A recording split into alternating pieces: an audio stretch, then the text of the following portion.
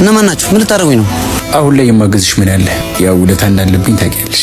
ውለታህንማ የምትመልሰው በእንክብካቤና ፍቅር በመስጠት ነው የኔ ቆንጆ። እሱንም አውቃለሁ፣ ግን ደግሞ የማገዝሽ ነገር ካለ ብዬ ነው። አሁን ላይ እንኳን ምንም የሚታገዝ ነገር የለኝም።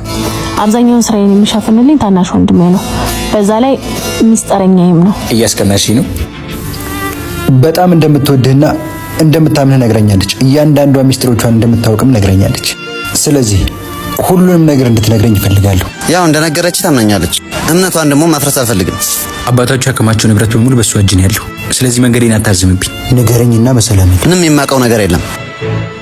ምን አይነት ታማኝ ልጅ ነው? ጥሩ። አንተን የምንለማመጥበት ጊዜ የለኝም። ጨርሱት፣ አሳምራችሁ ጨርሱት። ልቀቁኝ! ምን ልታረጉኝ ነው?